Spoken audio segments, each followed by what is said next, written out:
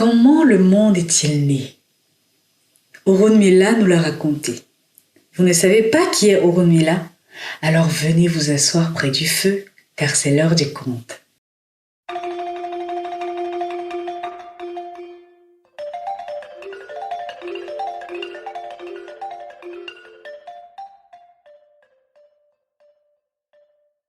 Olorun, dieu des dieux, régnait sur le ciel et la déesse Olokun sur ce qui était en dessous. Un jour, Obatala, un orisha, alla voir Olorun pour lui demander la permission de créer sous le ciel une terre où toutes sortes de créatures vivantes pourraient habiter et prospérer. Séduit par l'idée, Olorun lui accorda sa bénédiction. Obatala se rendit chez Orunmila, fils aîné d'Olorun et dieu de la prophétie, afin de lui demander conseil. Il lui dit « Tu auras besoin d'une chaîne en or assez longue pour atteindre le bas, d'une coquille d'escargot remplie de sable du ciel, d'une poule blanche, d'un chat noir et d'une noix de palmier. Tu transporteras le tout dans un sac. » Obatala fit alors appel à tous les dieux, qui apportèrent l'or qu'ils possédaient et en fit forger une chaîne si longue qu'elle pouvait à elle seule faire le tour du royaume des dieux.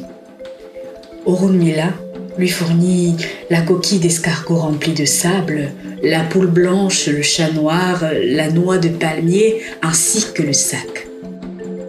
Lorsque tout fut prêt, Obatala accrocha la chaîne à un coin du ciel, plaça le sac sur son épaule et commença sa descente. Lorsqu'il arriva au bout de la chaîne, il vit qu'il n'y avait rien. D'en haut, il entendit Orunmila lui ordonner de verser le sable de la coquille de l'escargot et de libérer immédiatement la poule blanche, ce qu'il fit. La poule se posa sur le sable reversé. Puis, elle le gratta et le dispersa à travers l'espace. Partout où le sable atterrit, il se forma une terre sèche. Les plus gros tas devinrent des collines et les creux des vallées. Obatala sauta sur une colline et nomma l'endroit Ifé. La terre sèche s'étendait maintenant aussi loin qu'il pouvait voir. Il creusa un trou, planta la noix de palme et la vit grandir jusqu'à maturité en un éclair. Le palmier mature laissa tomber d'autres noix de palme sur le sol et chacune d'entre elles grandirent à leur tour, formant les premières forêts. Fier de sa création, Obatala prit le chat noir pour compagnie et s'installa.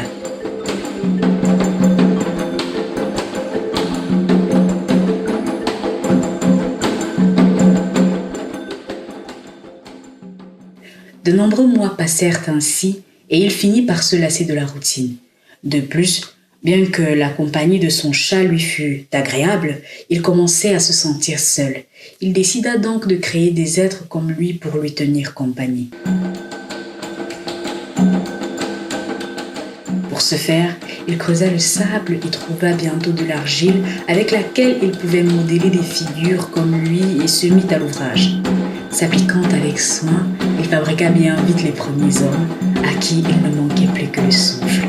Mais après de longues heures de travail, il se sentit fatigué et décida de faire une pause. Il fit du vin à partir d'un palmier voisin et en but un bol, puis deux et encore un autre. Et bientôt, il était ivre. Mais il retourna à sa tâche de façonner de nouveaux êtres. À cause de son état, il façonna de nombreuses figures imparfaites. Il demanda ensuite à Olorun d'insuffler la vie à ses créatures, toutes ses créatures. Le lendemain, il réalisa ce qu'il avait fait et jura de ne plus jamais boire et de prendre soin des personnes difformes, devenant ainsi le protecteur des difformes. Le nouveau peuple construisit des huttes comme Obatala l'avait fait et bientôt, Ifé devint une ville puissante et prospère qui attira l'attention des dieux. Tous étaient heureux de ce qu'Obatala avait fait et visitaient souvent le pays à l'exception de Olokun. Son mécontentement était évident. Elle, déesse de tout ce qui se trouve sous le ciel, n'avait pas été consultée par Obatala et s'était vue usurper une grande partie de son royaume.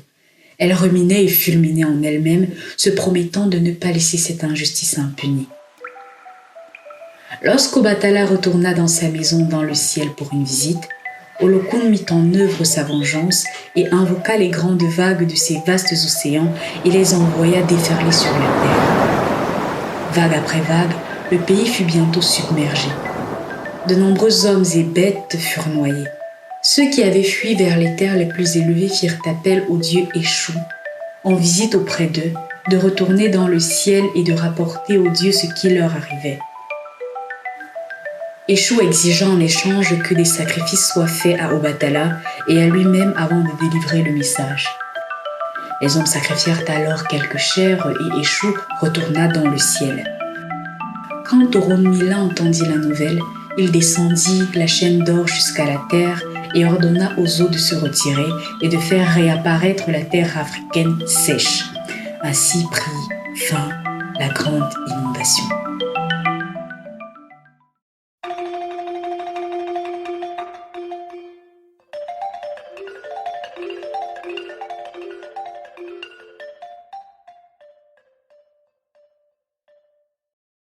Ce conte qui ressemble énormément au mythe de la création nous raconte la naissance du peuple Yoruba, aujourd'hui présent au Nigeria ainsi que dans plusieurs autres pays.